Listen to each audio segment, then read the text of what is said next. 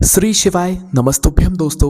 आप सभी लोग जानते हैं कि दुर्गाष्टमी और रामनवमी को लेकर आप लोगों के मन में बहुत सारी कंफ्यूजन है कि इस बार दुर्गाष्टमी किस दिन पड़ रही है और रामनवमी किस दिन पड़ रही है। हमें अष्टमी और नवमी का व्रत कब रखना है, हम जो 9 दिनों के व्रत रख रहे हैं उनका हमको पारण कब करना है, कन्या पूजन कब करना है, हवन कब करना है, इनका शुभ मुहूर्त क्या है, कलश विसर्जन कब करना है, हमें अपने व्रतों का पारण कब करना है। सारी जानकारी हम आपको इस वीडियो में देने वाले हैं। देखो, इस बार की नवरात्रि बहुत ही ज़्यादा खास है क्योंकि ये नवरात्रि 8 दिनों की है, 9 दिनों की नहीं है। इस वजह से लोगों के मन में और ज़्यादा एक असमंजस की स्थिति है कि इस बार दुर्गाष्टमी कब है, 5 अप्रैल को है कि 6 अप्रैल को है, और रामनवमी किस दिन पड़ रही है। इसके बाद जो दशमी है वो किस दिन है, क्योंकि कुछ लोग अपने व्रत का पारण या हवन, शुभ मुहूर्त वगैरह सारी चीज़ें जो है दशमी के दिन करते हैं। तो सारी जानकारी हम आपको इस वीडियो में बहुत ही सरल शब्दों में देने वाले हैं। देखिए, सबसे पहली चीज़, इस बार जो नवरात्र हैं चैत महीने की नवरात्र जो है वो 8 दिनों की है, ठीक है? जिसमें से एक जो दिन है वो मतलब एक जो 2 दिन हैं नवरात्रि के वो एक ही दिन में पड़ गए थे। इस वजह से इस बार की नवरात्रि 8 दिनों की हो गई थी। पर सबसे महत्वपूर्ण अगर चैत्र नवरात्रि में कोई दिन होते हैं तो वो अष्टमी और नवमी के दिन होते हैं, क्योंकि इसी दिन जो है लोग जो है अपने अष्टमी और नवमी का व्रत रखते हैं। किसी-किसी के घर में जो है अष्टमी और नवमी की यहाँ पर व्रत भी होती है, पूजा भी होती है, और भी बहुत सारे हवन अनुष्ठान वगैरह अष्टमी और नवमी के दिन यहाँ पर घर के अंदर किए जाते हैं। इसलिए चैत्र नवरात्रि की अष्टमी और नवमी का इतना ज़्यादा महत्व माना गया है। अब दोस्तों, इस बार की जो दुर्गाष्टमी है वो किस दिन पड़ेगी, इसका सीधा सा जवाब हम आपको दे देते हैं और पूरी बात बताते हैं कि क्यों इसी दिन पड़ेगी। तो देखो, इस बार की जो दुर्गाष्टमी है चैत्र नवरात्रि की, वो पड़ेगी 5 अप्रैल शनिवार के दिन, ठीक है? और 5 अप्रैल शनिवार के दिन ये इसलिए पड़ेगी क्योंकि चैत्र नवरात्रि का जो 8वां दिन है, जो अष्टमी तिथि है, वो शुरू हो रही है 4 अप्रैल शुक्रवार के दिन रात 8:13 से, है ना? 4 अप्रैल को शुक्रवार को रात 8:13 से हमारी जो है अष्टमी तिथि शुरू हो रही है, और इसकी जो समाप्ति है वो 5 अप्रैल शनिवार के दिन शाम 7:26 पर हो रही है। तो उदया तिथि के अनुसार दोस्तों, जो चैत्र महीने की अष्टमी तिथि है, चैत्र नवरात्र की अष्टमी तिथि है, वो 5 अप्रैल 2025 की ही मानी जाएगी। जो लोग भी अष्टमी पूजते हैं या अष्टमी के अपने घर में पूजन करते हैं या अष्टमी को अपने घर में कन्या पूजन कराते हैं, कन्या भोजन करवाते हैं, उन लोगों को 5 अप्रैल के दिन ही ये सारे कार्य अपने करने चाहिए। और हाँ, इस वीडियो में हम आपको ये भी बताएंगे कि आपको कन्या पूजन कैसे करना है। इस विधि से अगर आप कन्या पूजन करेंगे तो भाई आपके घर में 9 देवियों का आशीर्वाद जरूर होगा। साथ ही में आप लोगों के घर में सुख समृद्धि, धन समृद्धि की भी कभी कमी नहीं होगी अगर आप लोग अष्टमी और नवमी के दिन जो है यहाँ पर कन्या पूजन करते हैं। और ज्यादातर लोग इन्हीं दोनों दिनों के जो अंतराल में जो है यहाँ पर कन्या पूजन करवाते हैं, ठीक है?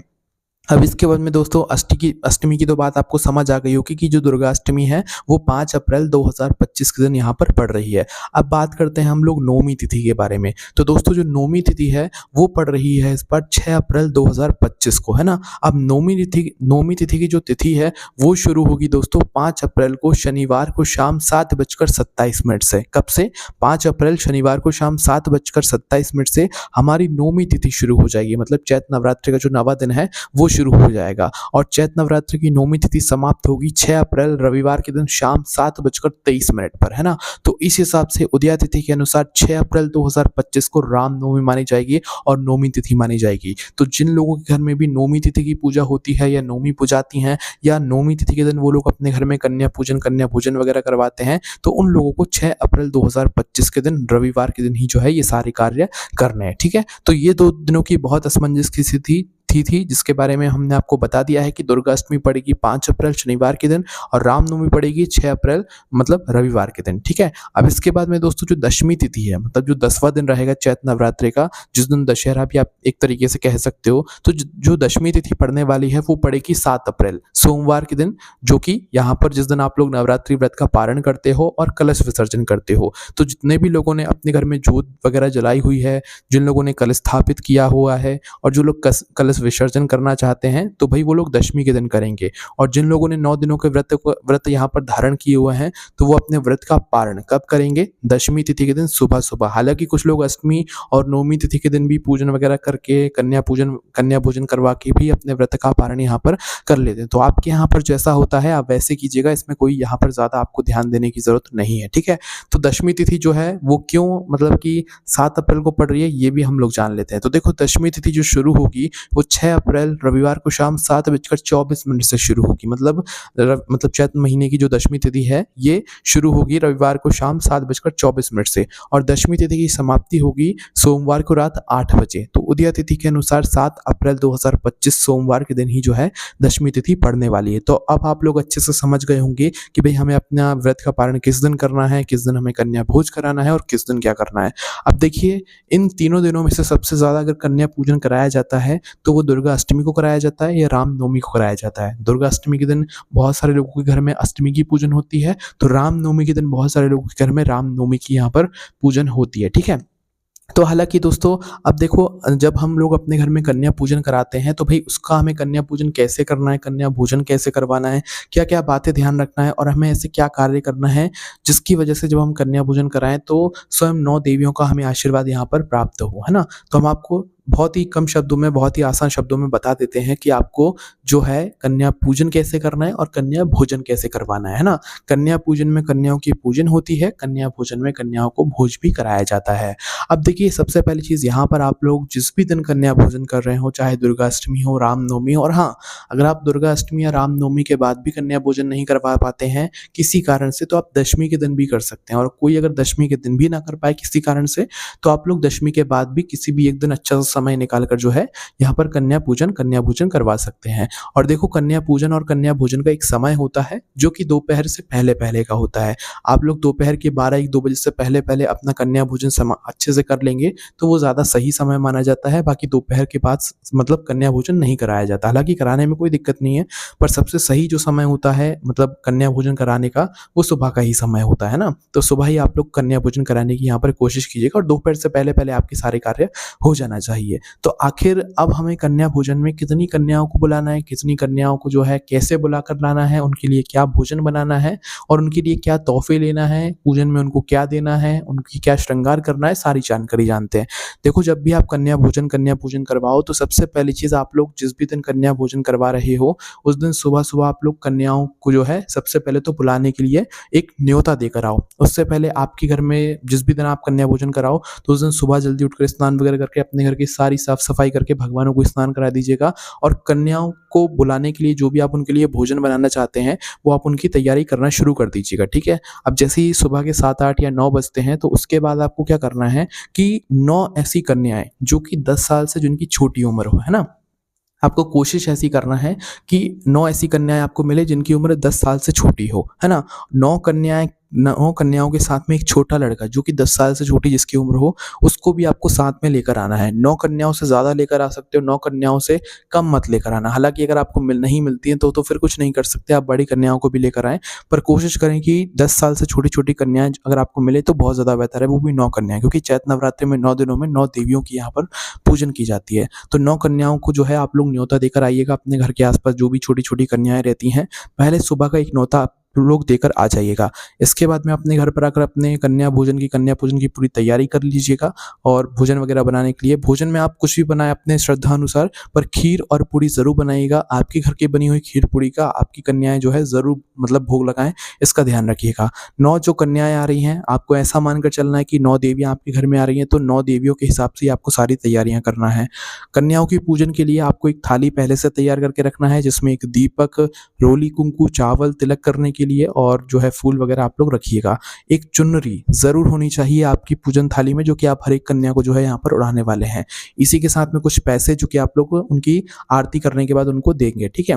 और जब आपकी कन्याओं का भोजन वगैरह सब हो जाएगा तो उसके बाद आपको एक ऐसा तोहफ़ा भी रखना है, जब कन्याएँ आपके घर से जाएँ तो आप जब उनको वो तोहफ़ा दो तो वो खुश होकर जाएँ, ठीक है? तो कोई भी एक ऐसी चीज़ चुन लीजिएगा जो कि मतलब कन्याओं को पसंद आए, छोटी-छोटी कन्याओं को पसंद आए, चाहे कोई खेलने की चीज़ हो, चाहे डॉल हो, चाहे चॉकलेट हो, चाहे कोई भी चीज़ हो। ये पैसे नहीं होने चाहिए। पैसे आप पूजन के टाइम दे देना, पर आखिरी में जब आपके घर से जाएँ तो कुछ एक तोहफ़े के रूप में, गिफ्ट के रूप में आप उनके लिए पहले से मतलब खरीद कर रखना, कॉपी, पेन, पेंसिल, कुछ भी जो उनको पसंद आए, जो देखकर वो खुश हो जाएँ और आपके घर से खुश होकर जाएँ। आपको कन्याओं को अपने घर में भी खुश रखना है और अपने घर से जब वो जाती हैं तो उनको खुश होकर ही आपको भेजना है, ठीक है? इससे आपके ऊपर सभी देवियों का आशीर्वाद यहाँ पर रहने वाला है ना? तो अब जैसे ही आप लोगों का सारी तैयारियाँ हो जाती हैं कन्या भोजन की, तो आप लोगों को जो है कन्या भोज के लिए सभी कन्याओं के घर पर जाकर उन कन्याओं को अपने हाथ पकड़कर अपने घर पर लेकर आना है। सभी कन्याओं को अपने घर पर बुलाकर पहले तो ऊँची जगह पर बैठाकर उनके पैर धुलाना है अपने हाथों से। पैर धुलाने के बाद अब जो है उनको थोड़ा-सा 2-5 मिनट बैठने देना है और उनके लिए आसन लगा देना है। आसन लगाने के बाद अब आप उनके सामने भोजन की थाली परोस दो।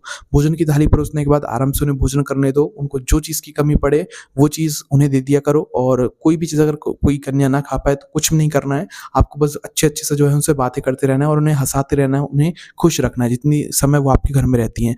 अब जैसे ही भोजन हो जाता है उसके बाद में आप उनके हाथ वगैरह धुलाकर उन्हें ऊँची जगह पर बैठा दो, 2-5 मिनट बैठे रहने दो। इसके बाद में अब आप उनका जो है थोड़ा श्रृंगार करो, उनकी पूजन करो। अपनी पूजन थाली भी आप लोग लेकर आ जाइएगा। सबसे पहले सभी कन्याओं के पैरों में माहौर ज़रूर लगाना, माहौर ज़रूरी होता है। हालाँकि मेहंदी वगैरह तो ठीक है, नहीं बात की बात है, पर माहौर ज़रूर लगाना आप सभी कन्याओं के पैरों में, ठीक है? माहौर लगाने के बाद अब सभी कन्याओं की पूजन करने के लिए सभी कन्याओं को एक-एक चुनरी उड़ाना है, सभी कन्याओं की आरती करना है दीपक से, सभी कन्याओं को थोड़े-थोड़े फूल उनके ऊपर छिड़कना है और सभी कन्याओं के पैर छूकर आशीर्वाद लेना है, ठीक है? कन्याओं को चुनरी ज़रूर उड़ाना, और जितनी जो 9 कन्याओं के साथ में आप लोग पूजना अर्चना कर रहे हो, वही एक लड़के के साथ भी करना जो कि आप लोग साथ में बुलाकर जिन्हें लेकर आए हुए हो, ठीक है? एक लड़का ज़रूर होना चाहिए जिसकी उम्र 10 साल से छोटी है और उसकी भी आपको पूजन करनी है, उसके पैरों में भी आप हो सके तो माहौर ज़रूर लगाइएगा, ठीक है? तो इस तरीके से दोस्तों आपने सभी कन्याओं की पूजन की। अब उसके बाद में थोड़े-थोड़े जो भी पैसे हैं, ₹1, ₹5, ₹10 जो भी देना चाहते हैं, वो सभी कन्याओं को दे दीजिएगा, ठीक है? इससे कन्याएँ खुश होती हैं। अब जैसे ही इतना काम हो जाता है, पूजन अर्चना हो जाती है, अब आपके घर के सभी सदस्य भी इन सभी कन्याओं का आशीर्वाद ले लें। आप तो पैर पड़ ही रहे हैं, पर विशेष रूप से माताएँ-बहनें सारे कन्या पूजन करती हैं, तो भई वो तो पैर पड़ेंगी, साथ ही में आप बोलिएगा अपने घर के सभी सदस्यों से कि वो भी सभी कन्याओं के पैर छूकर आशीर्वाद लें। इतना काम हो जाने के बाद आप कन्याओं को खेलने दो, आधा 1 घंटा, 2 घंटा, ज जब तक वो खेल-खेल कर उनका मन ना भर जाए, है ना? तो अब उन्हें थोड़ी बहुत देर खेलने दो, उनके सामने कुछ खेलने की चीज़ें रख दो। अब आधे 1 घंटे उन्हें अपने ही घर में खेलने दो। अब जैसे ही उनका खेल-खेल के मन भर जाता है, अब जैसे ही वो अपने घर जाने के लिए तैयार होती है, तो अब भई आपको अपना वो तोहफ़ा निकाल लेना है जो आप उनके लिए लेकर आए हुए हैं। चाहे वो टॉफ़ी हो, चाहे वो डॉल हो, चाहे वो कोई हो। यहाँ पर पैसे नहीं देना है, यहाँ पर गिफ्ट देना है आप लोगों को, ठीक है? तो हर एक कन्या को जो है आपको तोहफ़ा दे देना है और उस छोटे लड़के को भी यहाँ पर तोहफ़ा दे देना है। तोहफ़ा देने के बाद अब आपको अपना हाथ पकड़कर उनके घर तक उनको छोड़ कर आना है। आपको लेने भी खुद जाना है, खुद लेकर आना है अपने घर तक, और छोड़ने भी खुद आपको हाथ पकड़कर उनके घर तक जाना है। ये होती है असली सेवा कन्याओं की, और इस तरीके से जो है आपको कन्या भोजन यहाँ पर कराना चाहिए, ठीक है? तो दोस्तों ये थी पूरी विधि कन्या भोजन कराने की।